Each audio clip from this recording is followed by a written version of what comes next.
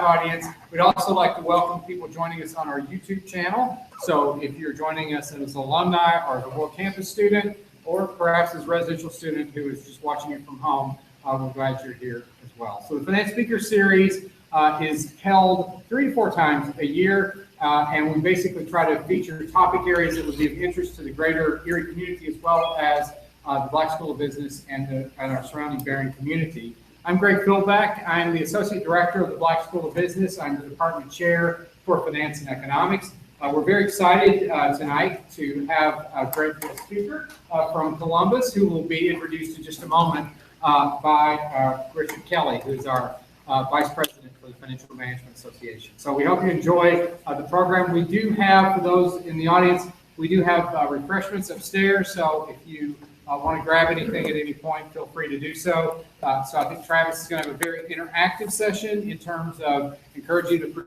participate, and then we'll have questions and answers at the end. So with that, I'll turn it over to Richard. As Dr. Philbeck said, my name is Richard Kelly. I'm the Vice President of FMA, and I'm very pleased to present our primary speaker, Travis Upton.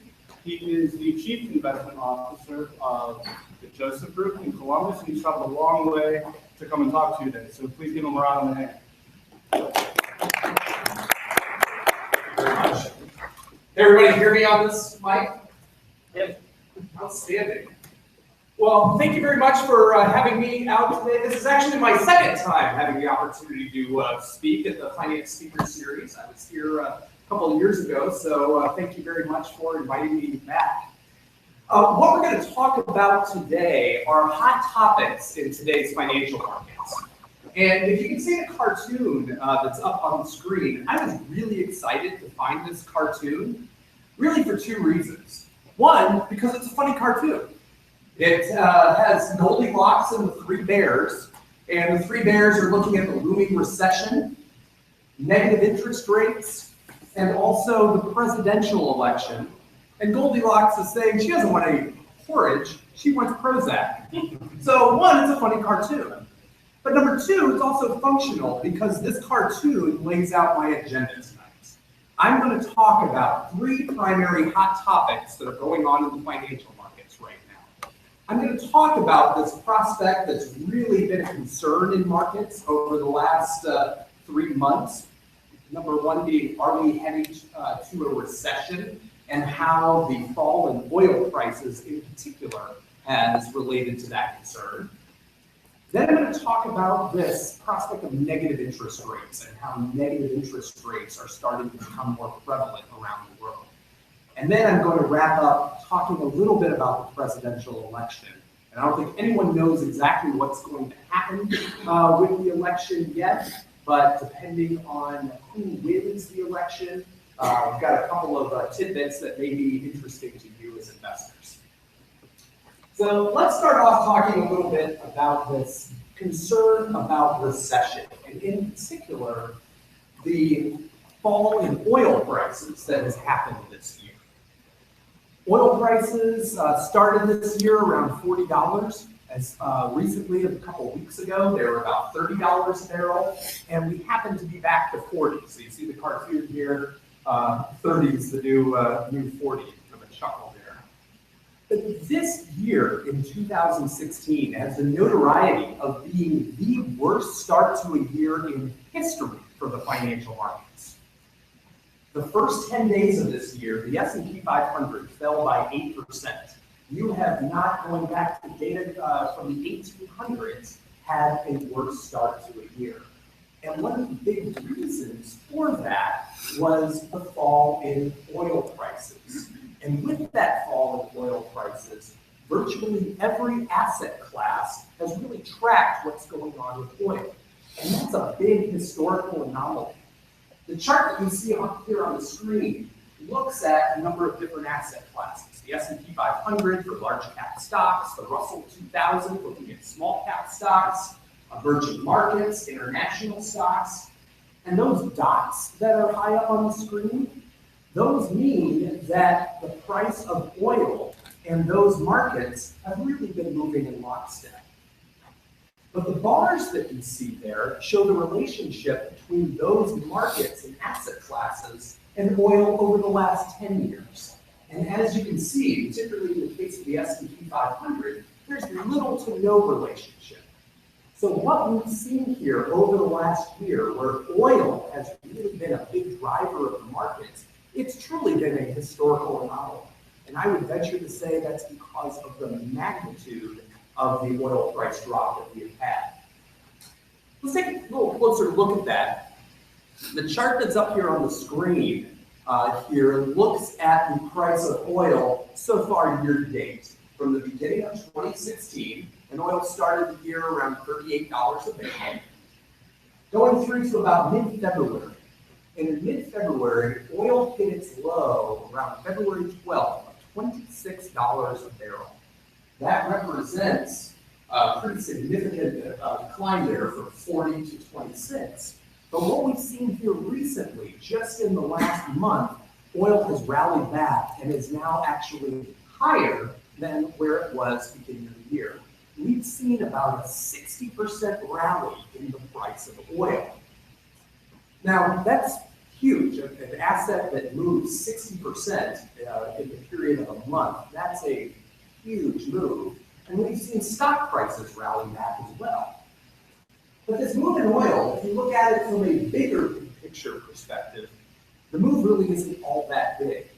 This particular chart looks at oil over the last 2 years, going back to 2014. And oil hit its recent high less than 2 years ago, not hard to believe, of $108 a barrel back in June of 2014. And this move that we had seen down in the price of oil has been huge, and so huge that this 60% rally that we've seen in the last month is really a blip on this chart. Even though oil has rallied 60% from just where it was at its lows in mid-February, it is still 60% below those highs of $108 a barrel where oil was less than 2 years ago. And this huge plunge has really had investors, the world economy concerned. Are we heading into a recession here in the United States? And could we be heading into a bigger global recession? Now, when you look at this current oil price and the oil price of 108, I wanted to show one more chart here that really puts it all into context. This actually looks at oil prices over the last 10 years.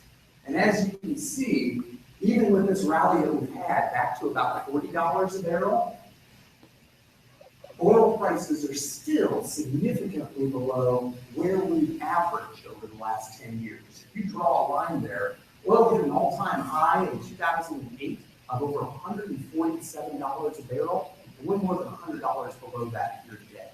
The average over the last 10 years has probably been about $70 a barrel, give or take, and again, we're hovering at about $400. So one of the big questions that I've been getting from clients that we manage money for in Joseph Group is, what do you think is going to happen with oil prices? Because we've seen how oil prices have been driving what's been going on with the U.S. stock market and the world economy.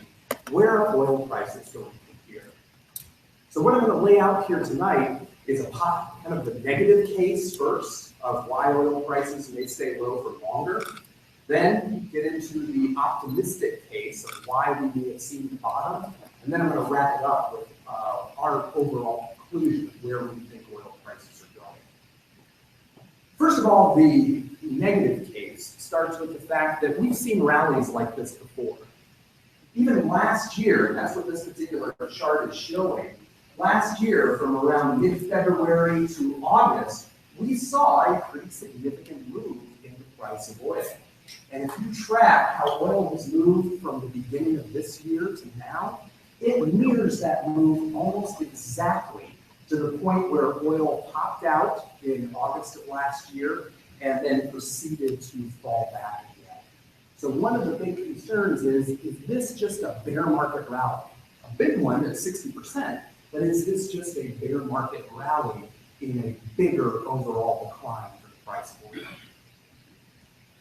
Another leg to the bearish, pessimistic case is we have a huge overhang of supply in the global economy of oil. we have a glut of oil being supplied to the marketplace. There are tankers that are over in the Mediterranean Sea that are filled with oil that don't have any place to go. So we have to work off all of this supply as a world economy before I think we can see some real stabilization in oil prices. And there's some factors there that come into play that make that challenging. Number one is in the US, we've really been able to supply quite a bit of oil, far cry from the theorist in 2007, 2008 that said the world was running out of oil, that we could see oil prices going up forever. At that time, oil was at $147 a barrel, with some analysts forecasting it to go over 200. I think those analysts would be surprised today to see the current $40 price. And in hindsight, those analysts were dead wrong. Not only was the world not running out of oil, we have an overabundance of it today. And this particular chart is from the International Energy Agency, and those red bars going down show the excess supply of oil that we have out in the marketplace.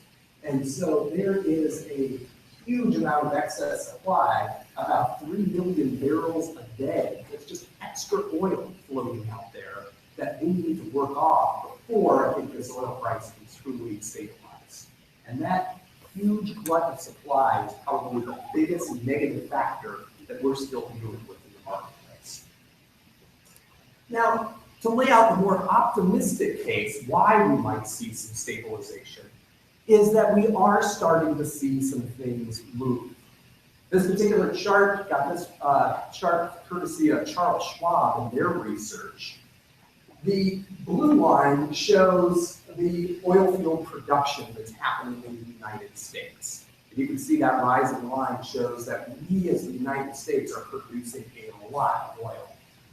The yellow line, on the other hand, shows the rig count. How many rigs do we actually have out there that are actually digging, fracking, and producing more oil? And with the price decline that we've seen from $108 in June 2014 to $40 today, we have seen a dramatic fall off in rig count. There are not as many rigs out there that are actually producing oil. And so that is really the first move that says, hey, this supply glut could be starting to be corrected. That line, it's kind of leveled out, it's not increasing. So that does mean that the supply being produced by the United States is showing signs of leveling out. The other piece of the optimistic case relates to demand. Are we actually seeing consumer demand for oil remain strong across the globe? And the answer to that is clearly yes. The chart that you see here looks at world oil demand. And the fact that the line is continuing to go up means the car is continuing to move forward. The world economy is continuing to demand more and more oil. There's a lot of fears out there on the part of investors about a slowing Chinese economy, a slowing economy here in the United States. But the reality is, when you look at the data, we are not seeing less oil being demanded.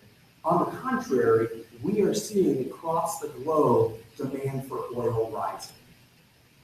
The other piece of that, not only are we seeing demand for oil rising, and the car is still moving forward, if you use that analogy, not only is the car still moving forward, it is actually accelerating.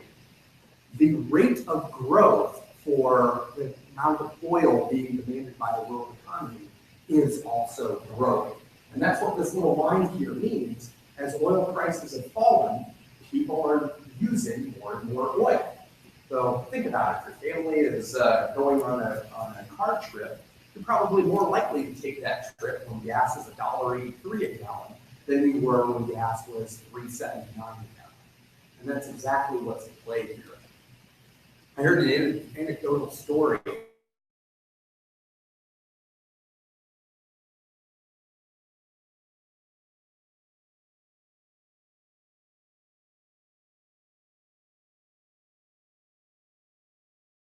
Manufacturer to get your blue Prius. Today, if you go to a Toyota lot, You can get a Prius in any color you want. On the other hand, if you go to a Ford lot and you want a Ford F-150 pickup truck, that's the car that you have to wait to get the blue one from the manufacturer. We are seeing demand in the automobile marketplace fall off for energy efficient cars like the Prius. We are seeing demand accelerate for the more fuel intensive cars like a Ford F-150 pickup truck. And that tells us that demand is not only going to continue to grow, it's likely to continue to accelerate. So our view, and I'm going to go out on a limb here and make the call, so this is on video, I'm going to actually make the call, is that in the mid-February of this year, we have seen the bottom for oil prices. We do believe that $26 a barrel will mark the low for oil prices. And the reason why we are confident in making that call is because we are seeing the conditions for recovery in place. We are seeing supply contracting. It's happening slowly, but we are seeing supply come off, and we are seeing demand growing.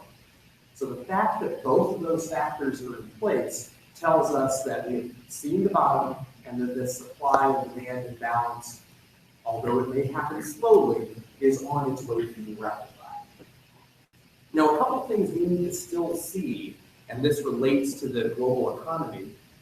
I think we still need to see more companies in the oil industry, whether it's declare bankruptcy, whether it's go out of business. We need to see more fallout in the oil marketplace.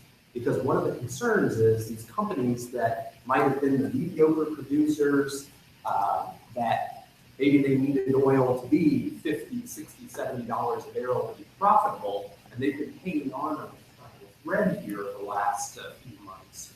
If oil prices go up again too rapidly, you can see them turn production right back on and further exacerbate the supply problems that we're seeing.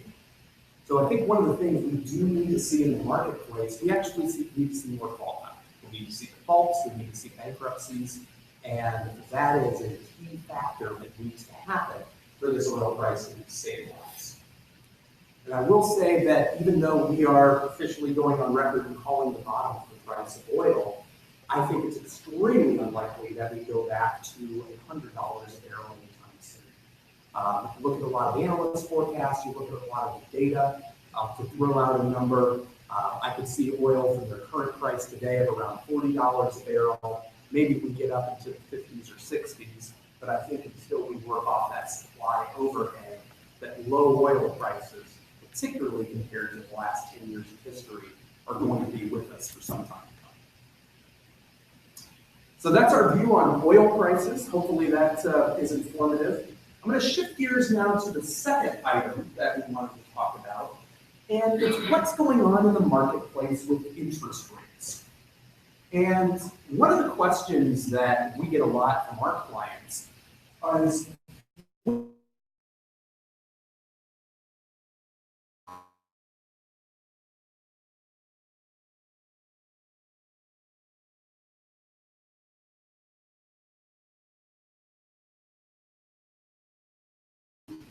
we've put together a complex correlation analysis to look at interest rates. And our correlation analysis says that rates are going to stay low for a while.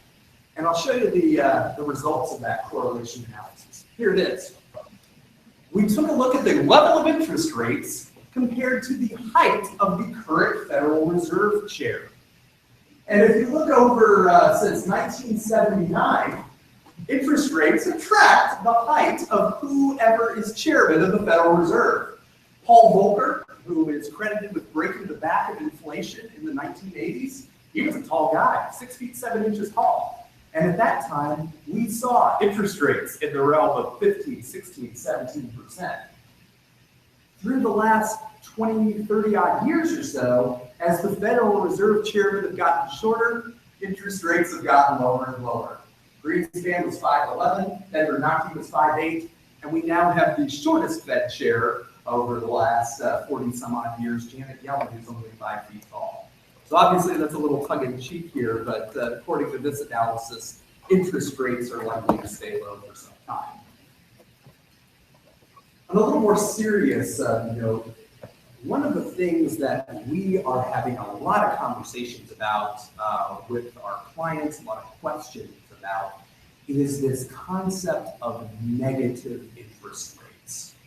Those of you that are finance students, your financial textbooks, may not even be familiar with negative interest rates. I know when I was a finance student, interest rates of 0 were pretty much as low as you could go.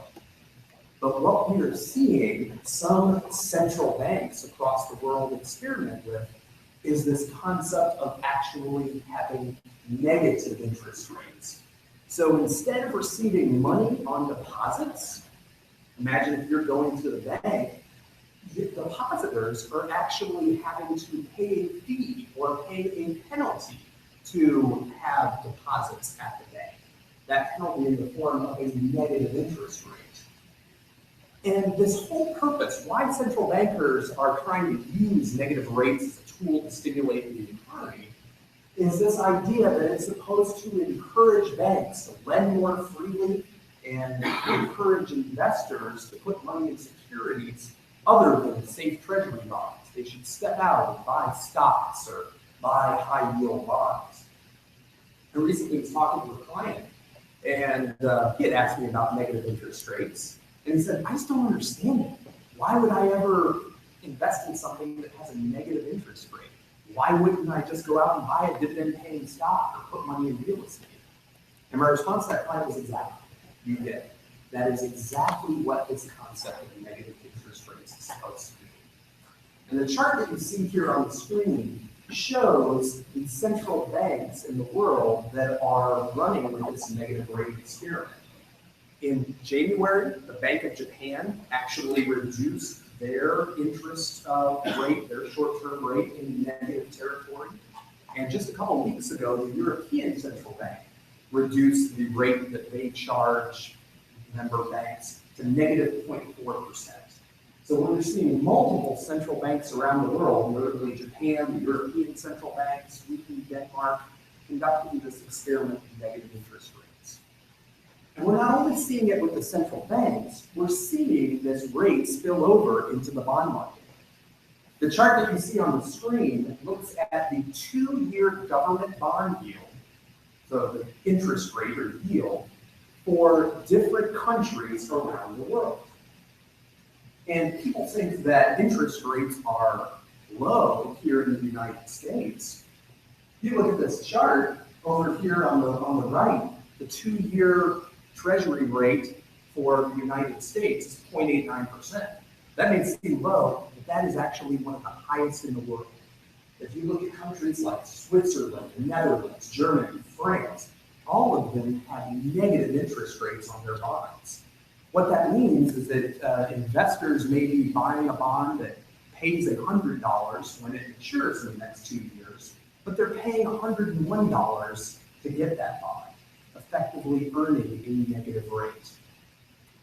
So one of the debates that we're having internally, why would people actually invest in something that has a negative interest rate? And we've really come up with 3 main reasons why someone and why we may actually be seeing this theme of negative interest rates across the market. Factor number 1 would be what I would call paying to play. In order to be a participant in the global financial system, you kind of have to go with the flow of what's going on with the banks. So if some of these central banks are charging negative interest rates, the consumer effectively has to accept those rates in order to transact business in the global financial system. I'd say that's reason number 1. Reason number 2 might be fear. Investors are so concerned about what's going on with the global economy that they would rather lose a little bit to avoid the prospect of losing a lot. Simple fear. The third factor, and I think this is probably one of the key ones that relates to some of these different government bonds across the world, would be the opposite of the fear factor. It's the greed factor. It's simply saying, hey, I'm an investor. I may be buying this $100 bond today for $101, but I think I can sell it to this guy over here for $102 and make a quick profit. So it's really the greater fool theory and greed of some of these investors thinking, I may be losing a little bit of money with the way this bond is structured, but the guy over here is going to be willing to pay even more for it, so I can actually profit. And I think one of those three factors may be at play. One of the big concerns about negative interest rates, as I said earlier, you go into the finance textbooks, you're not going to see a lot of discussion about negative interest rates. It's really an experiment that the marketplace really hasn't seen. And there's a lot of concern out there in the world markets about negative interest rates as this bigger experiment. And what are some of the factors that may come into play that central bankers and people that are starting this negative interest rate experiment simply aren't thinking about? Factors like the fact that negative rates can actually erode bank margins, make banks less profitable. That's not a good thing for the financial system. It actually gives lenders incentives to shrink. And I'll share a quick anecdotal story. My parents live in Texas, and they are extremely conservative, only put their money in CDs. And apparently the bank that they do business with, they recently moved to a different bank because that first bank stopped offering some of their CDs at all. They just simply don't offer them. The banks don't want the depositors' money because they can't put it to work in an environment of negative interest rates. We can also see banks charging higher fees other places to offset this impact of negative rates. And I think one of the big macro concerns is if you start seeing banks in Switzerland, in Europe, and even if we decide to go down this road in the United States, could this be something that sparks a bigger currency war? I want to wrap up this topic about negative interest rates with one more potentially unintended consequence. And I thought this was interesting. In Japan, which adopted a negative interest rate policy in January, one of the markets that has been extremely hot in Japan is the market for safes. Big metal safes. In fact, a company, ICO company, which is a big safe manufacturer in Japan, said that their showroom has been booked out ever since the negative interest rate was announced. So one of the unintended consequences we are clearly seeing is people aren't going with this negative interest rate policy. People aren't going with the flow of I'm going to put my money in the stock market or I'm going to invest in high yield bonds instead. What people are doing, and according to a Wall Street Journal article, that this rising demand for safes means that investors are willing to invest in a place where the rate on cash is always zero, right in that metal vault, no matter what central banks are doing. So that's definitely a hot topic in the world right now. It's something I think investors need to continue to keep their eye on as it pertains to negative unintended consequences, which could result. The last topic that I wanted to address tonight, and this may be one of the most interesting for some of the audience, is the presidential election. I would say one of the biggest questions that I've gotten from clients is, this is a presidential election year. What does that mean for the markets? And I'm not going to, in my comments tonight, endorse any particular candidate. Hopefully I'm going to offend Republicans and Democrats equally with my comments. But I'm going to talk about it from the prospect of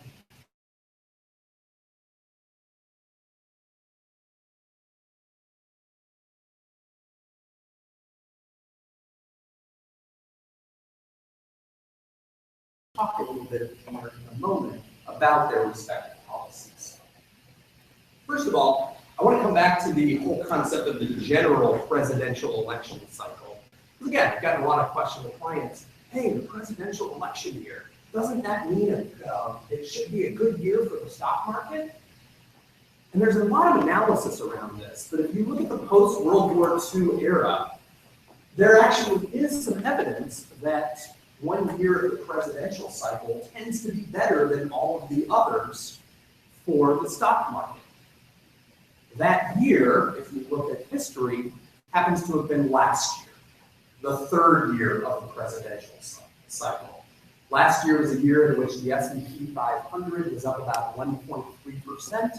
That was on the back of really only 4 or 5 big technology stocks.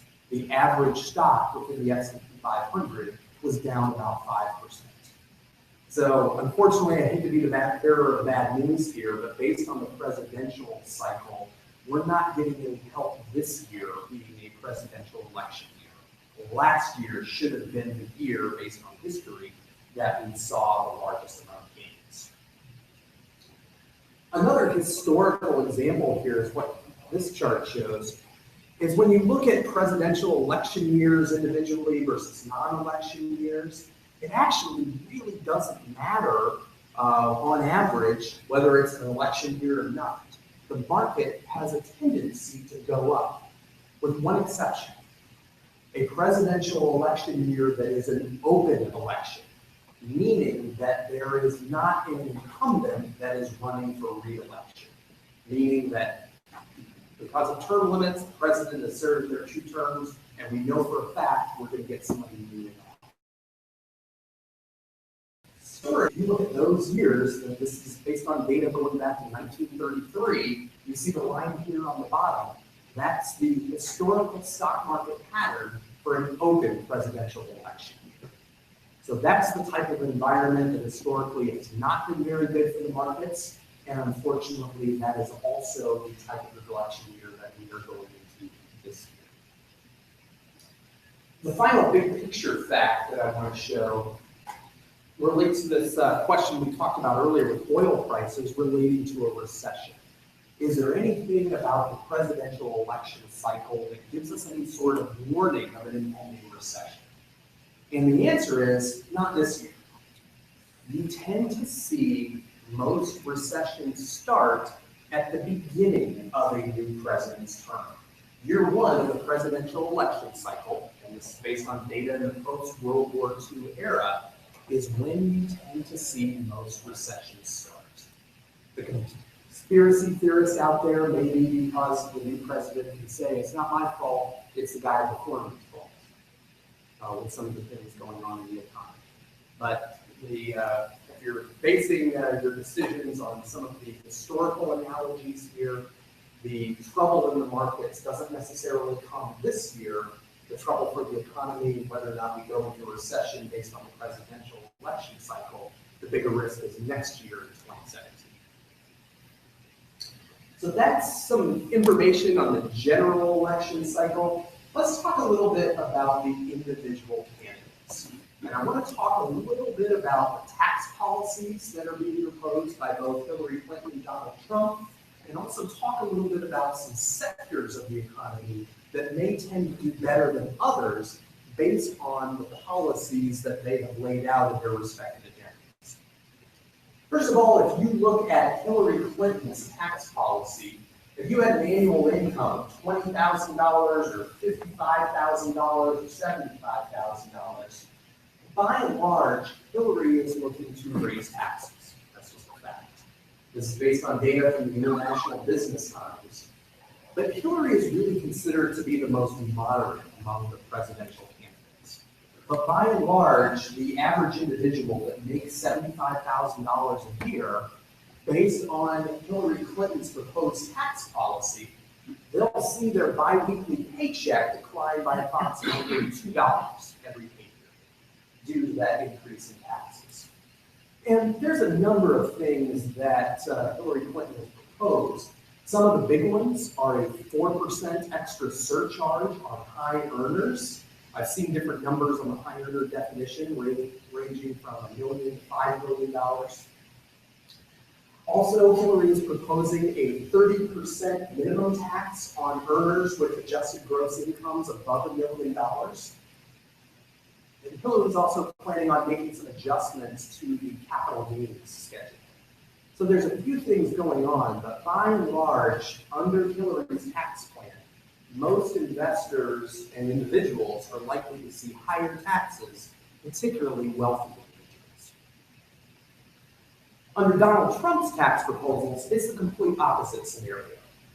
Trump's big proposal is that he wants to consolidate our current 7 tax brackets into 3, a 10% bracket, a 20% bracket, and a 25% bracket. basically moving closer to a flat tax and a more level, less progressive tax regime.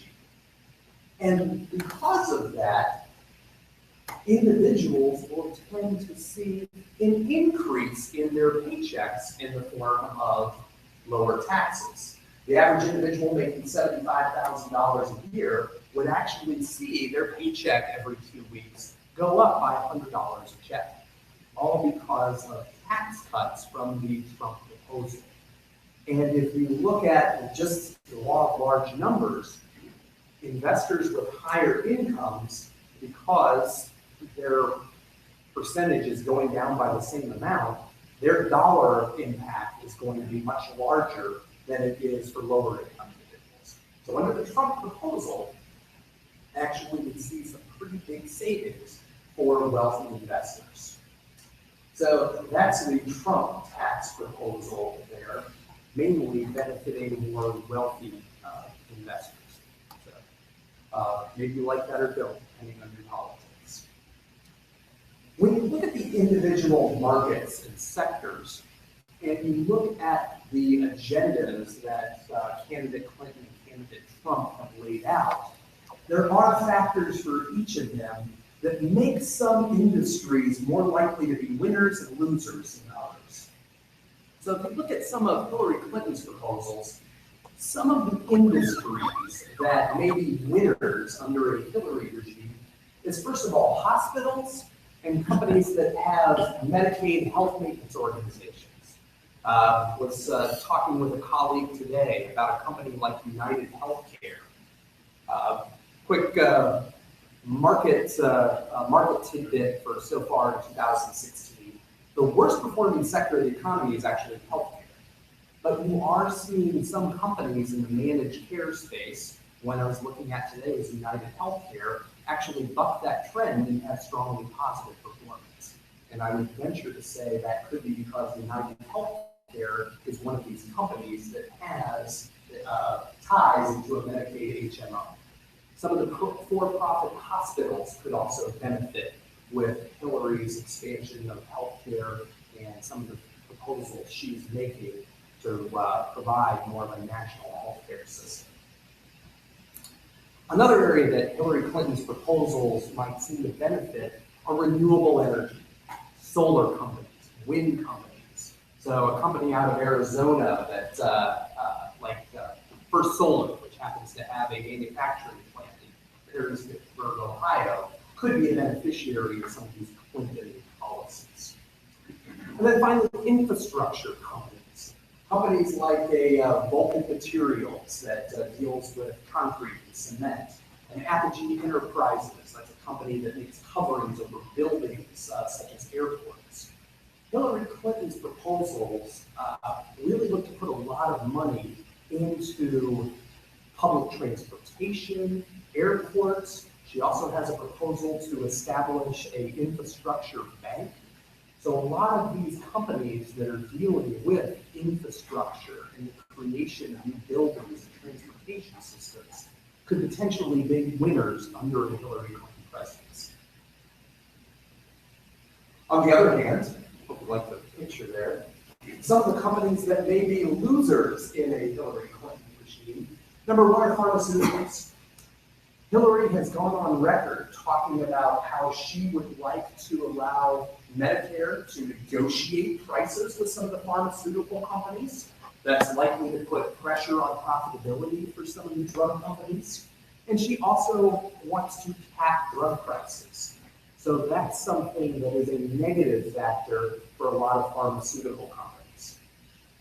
Also, the flip side of Hillary really being a fan of renewable energy, some of her proposals really go against companies that deal in fossil fuels, particularly companies that operate in the areas of coal, natural gas. Those are areas that would likely suffer under a Hillary Clinton regime. And finally, financials. Big banks like a JP Morgan or a Morgan Stanley. Candidate Clinton has a couple of proposals, including adding fees to high-frequency trading that you see some of the big investment banks like Goldman Sachs involved with. And Hillary has also proposed a risk fee. So companies like big banks that are huge and create risk to the global financial system, she's proposing having an extra fee that could then go back to taxpayers to compensate for the risk of the global financial system that these big entities cause. So all of those are negative factors for the financial sector. Anybody want to see the Trump proposals? All right. Kind of like the cartoon here of Trump getting shot out of a cannon. A couple of the industries that we think could benefit from a possible Donald Trump presidency. Number one is defense companies.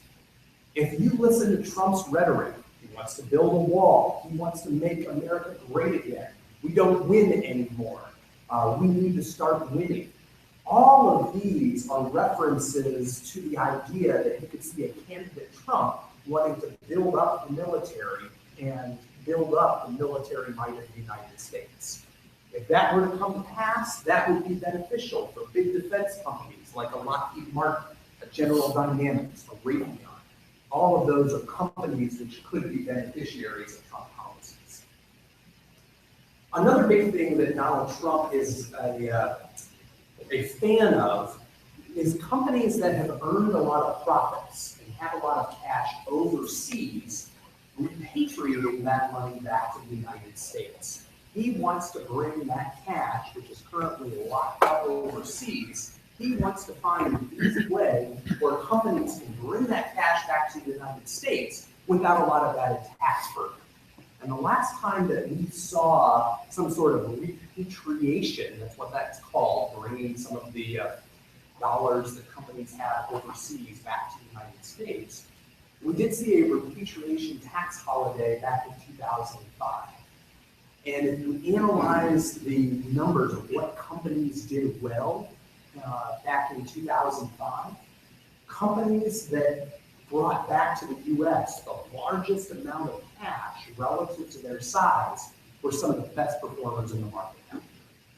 So if we look today, who are some of the companies that have the largest amount of cash overseas relative to their market capitalization, relative to their size? Companies on that list are Owens, Illinois, the big glass manufacturer, Merck and Pfizer, a couple of pharmaceuticals, Dow Chemical, and also IBM. All of those are companies on the list of large amounts of cash overseas. Finally, the other area that's likely to benefit from a Trump presidency is financials. All else equal, I would venture to say interest rates are likely to go higher in a Donald Trump presidency than what they might under a Hillary Clinton presidency. And as we saw with the Trump tax plan, Donald Trump as a candidate does not seem to be afraid of running deficits.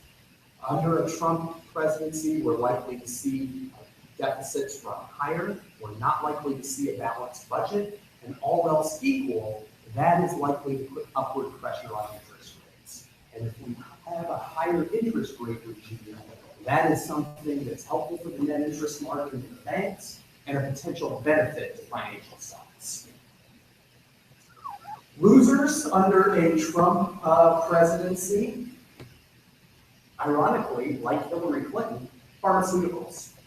Trump also, as a candidate, has talked about having Medicare, giving them the ability to negotiate prices with drug companies. So under either candidate, there seems to be some negative political factors to pharmaceuticals. And I would venture to say that could be one of the causes of why healthcare is one of the worst performing sectors in the market so far in 2016. We mentioned multinational companies that have lots of cash overseas, but for other big multinational companies that do business all over the world, companies like a Coca-Cola, Procter & Gamble, I'd venture to say a Trump presidency is likely negative. If you listen to Trump's rhetoric and all of his talking about winning and making America great again, he also makes implicit references to trade wars, to trade barriers, to added tariffs. those are all things that make it more difficult for U.S. companies to do business overseas. And if that happens, then that could put a lot of pressure on some of these big global multinational companies.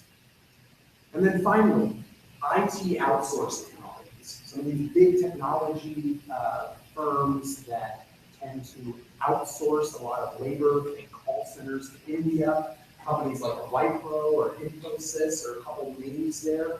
If Trump is building a wall and is against immigration, I think one of the fallouts could be some of these outsourcing companies. That's a negative from a political environment under the Trump regime. So I don't know what's going to happen in the presidential election. It does look like, as we are getting down to it, it is going to be candidate Trump versus candidate Clinton.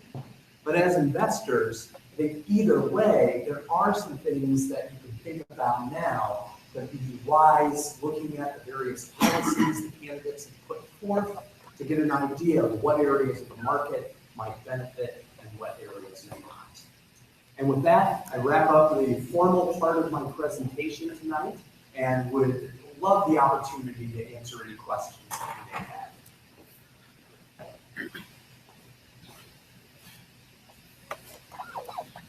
Questions?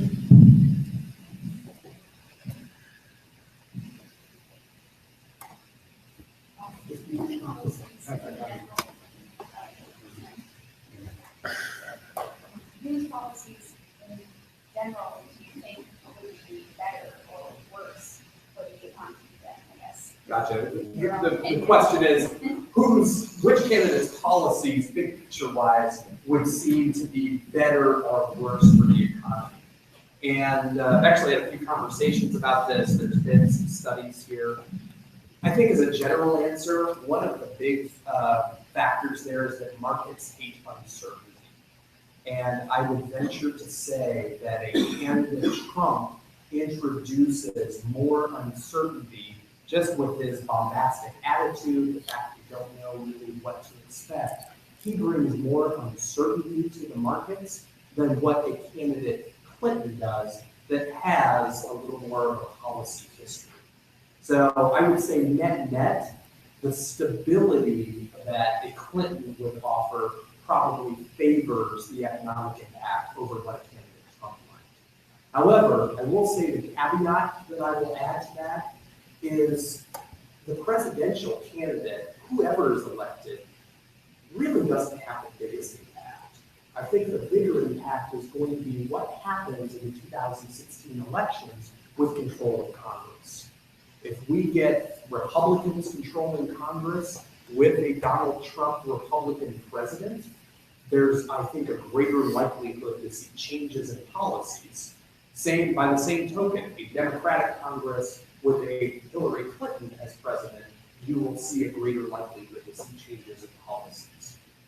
If you see a Republican Democrat on either side with Congress and the presidency, you have a greater opportunity for gridlock there, which markets historically like gridlock. They like it when the government is not interfering in what's going on with the U.S. economy.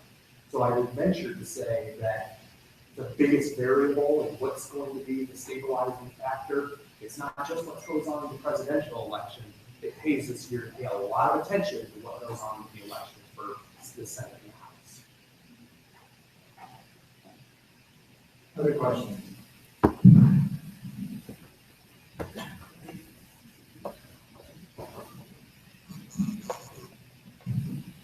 I'm not sure if you talked about this, but like you hear a lot about Bernie Sanders saying like Wall Street's gonna pay and stuff like that. I was wondering if that personally impacts people that want to go into the financial industry and like really how he's targeting that. Yeah, the question is basically Bernie Sanders. Bernie Sanders has said, gone on record, Wall Street's going to pay. You know, Bernie's really the guy out there that's fighting for the little guy. I didn't talk about Bernie Sanders tonight, and the real reason I didn't is because if you look at the data and where the election's heading, we probably have a couple weeks to go, but it does not look like Bernie Sanders has a realistic chance to win the Democratic nomination.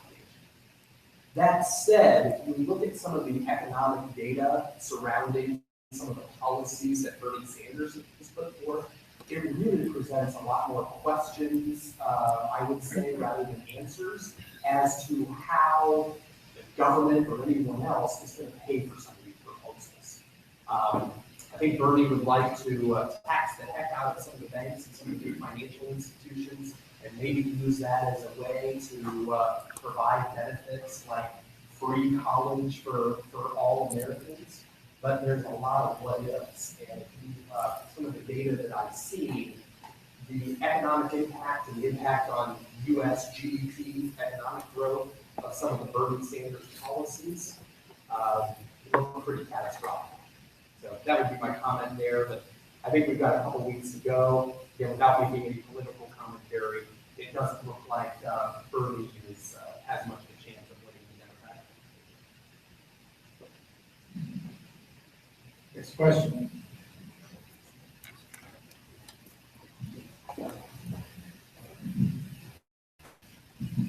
In your presentation, you said pharmaceuticals are looking like they're going to lose a serious amount of ones. I guess what are they doing to get away with this? Yeah, great question. Question is, what are pharmaceutical companies doing to get ready for this? Just the fact that there's a lot of political pressure on the pharmaceutical companies, really to lower prices, make drugs more affordable, particularly if you have government more involved in healthcare. I don't know if I have a great answer to that. I'm going to kind of dance around the answer to that question with a couple of things. When we're analyzing stocks for clients, some of the pharmaceutical companies are actually starting to look attractive. And one of the reasons being, some of those stocks have already taken it on the chin with their stock prices. I'll use Pfizer as an example. Pfizer's a company, a lot of concern because one of their blockbuster drugs, Viagra, goes off patent in 2017, but they have a pretty robust pipeline in the future. So that's a great thing for Pfizer that they've got this pipeline of potentially new blockbuster drugs that will continue to come online. The uncertainty is what price are they going to be able to sell some of those for. So the biggest thing, to be honest, that companies are doing is lobbying. You have a huge amount of money being spent in the form of lobbyists for some of these pharmaceutical companies, talking to senators, talking to the House of Representatives, and trying to make their case there. So without getting in the pharmaceutical companies themselves, I don't know what the ultimate answer is. I would venture to say that a lot of the pharmaceutical execs don't know themselves, other than the fact that they are using lobbyists and trying to work the political system to their favor. Next question. So in your presentation, you talked about how you think oil is going to be going up. Now, I guess my question is more shorter term.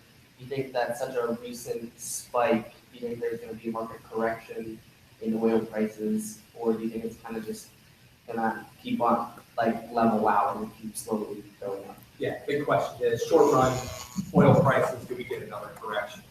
And obviously, I wish I had my crystal ball to know when that might occur. But yeah, you're asking for my expert opinion here. Something doesn't go up 60% in a month and keep on going. That is extremely rare in market history, and with the amount of supply overhang that we have in the marketplace, I think it's extremely unlikely. Especially because of the fact that I mentioned earlier, the faster oil prices go up right now, I think the more that allows some of these lower end producers to be able to stay in business. And if they bring supply back online, then that just adds to the supply flow. So it's kind of a paradox here, but the faster oil prices go up because of that added supply factor, the greater the likelihood that a recession or a correction brings them back down. So yeah, being a betting man, I probably would be a little bit patient before I added new dollars to something when this comes. Other questions?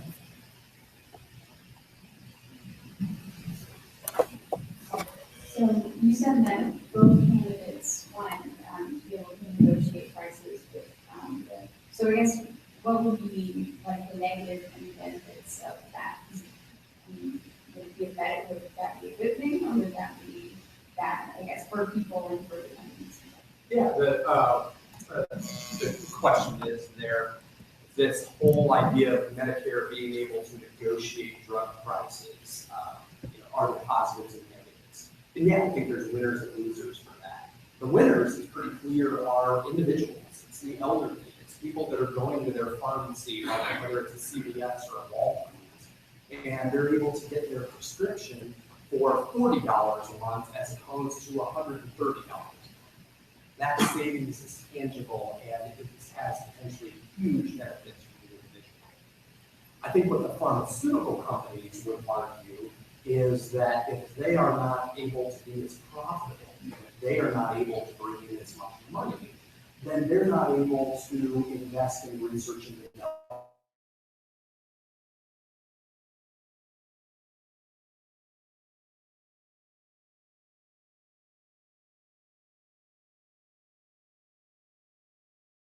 Argue that some of these other diseases out there, whether it's cancer or whatever else, that there is a lesser likelihood of a cure or a therapy for those particular conditions simply because they're not able to invest in research and development.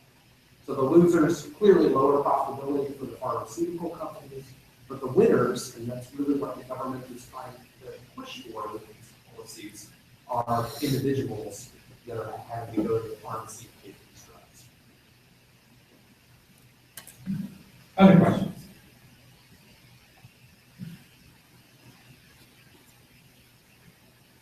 Any other questions? Hearing none? Oh, look.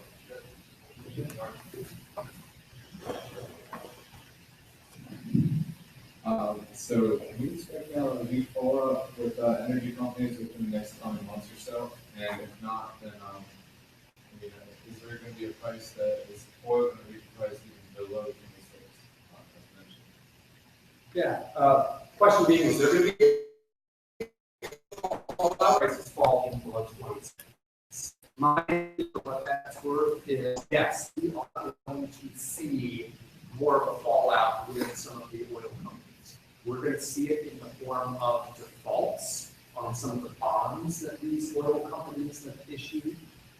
We're going to see bankruptcies, and I would venture to say we're likely to see more merger and acquisition activity in the energy sector, where the strong companies are able to gobble up the smaller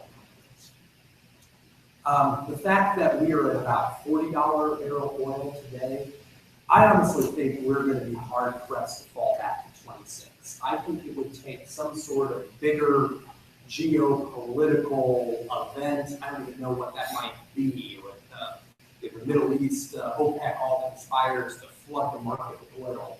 I think it would take some bigger geopolitical event to fall back below the $26 a barrel that we saw a month ago. And the reason why I say that is because the two key factors that need to be in place for a sustainable oil price recovery, number one being a fall off in supply, number two being an increase in demand.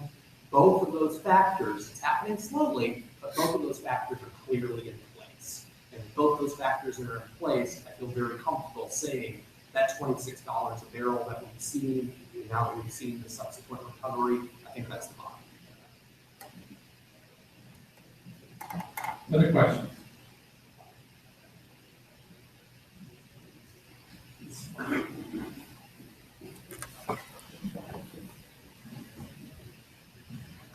So then, I guess if you think that oil prices will rise again, then do you think it's a good idea to invest in renewable resources or in energies, or is it, or is it not worth it because we have the extra, I guess, expense to research? Yeah.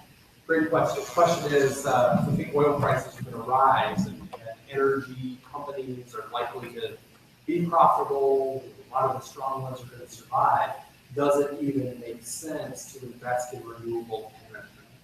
And what I talked about in the presentation here is really looking at some of the candidate policies. under a candidate Clinton agenda, some of these renewable energy companies, I think, have the political wind at their backs. Some of these companies, like a First Solar that makes renewable solar energy, there's likely to continue to be subsidies, things that would be very helpful from a political standpoint. And in fact, we've already seen, I mentioned earlier that so far in 2016, where healthcare has been the worst performing sector, energy and utilities have actually been among the better performing sectors. And it hasn't just been the oil companies. You've seen some of these renewables, the wind companies, the solar companies, you've actually seen them bounce from their lows as well. So I think you need to go on a company by company basis, but the political environment is an interesting variable there. And again, particularly under a candidate Clinton agenda, the political wind is at the back of renewable energy companies. Other question?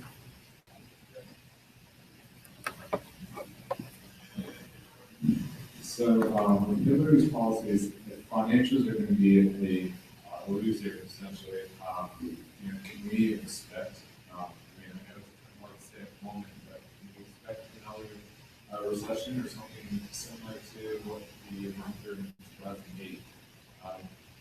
Financials are very volatile sector, and react really heavily to the risk economy, and that really affects the economy. So, there should be kind of is it something that we should kind of stay away from Hillary's policies, I guess? Yeah, question being, if I understand the question correctly, you have candidate Clinton's policies that really have a negative backdrop to financials. The transaction, the tax that she's looking to put on high frequency trading, and also the additional fee, the risk fee it's being called, for some of these globally systemic institutions. Is that something that could ultimately trigger another 2008? And I would say no. I think those are two completely different things. I think the added fee that candidate Clinton is looking to potentially put on some of the financial companies, that's something that definitely does hurt bank profitability. If I'm JP Morgan and I have to pay an extra 10, 20, $100 million just because I'm large, that net is not a good thing for my profitability, and it's not a good thing for my stock price. In 2008, the big problem was the leverage in the financial system. When Lehman Brothers collapsed in 2008, it had a leverage ratio of 30 to 1. That meant that for every dollar of equity, well, basically, I'll say every dollar of equity that Lehman Brothers had, there was $30 in loans that Lehman Brothers had given out. And when those loans went bad, I mean, you lose 3-4%, you've wiped out your equity. That leverage was really what contributed to the crisis of 2008. If you go through JP Morgan, by contrast, I'll just use them, go through their financial statements, their leverage ratio right now is about 8. So 8 compared to 30 for Lehman Brothers back in 2008. The environment and the leverage that we are seeing in the banking system is night and day. The banks are definitely still using leverage, but they are much, much, much healthier and in a much healthier situation than what the banking system was back then. Any other questions? If not, a big round of applause for Travis Upton. Thank you. We thank you so much for being here and for the next speakers here. Thank you guys for attending, and we'll adjourn for this evening. Thank you very much.